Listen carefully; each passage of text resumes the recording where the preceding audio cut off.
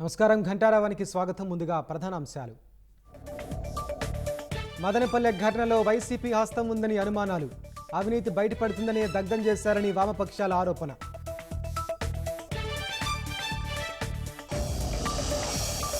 ప్రజలు గెలిపించింది కక్ష సాధింపు కోసం కాదన్న చంద్రబాబు, శాంతి భద్రతలకు విఘాతం కల్పిస్తే ఉపేక్షించబోమని హెచ్చరిక.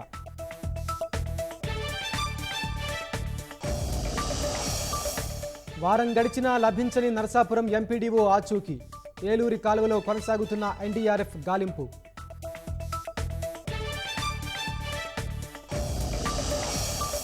భద్రాచలం వద్ద రెండో ప్రమాద హెచ్చరిక, వరద ఉధృతితో 48 అడుగులకు చేరిన గోదావరి నీటి మట్టం.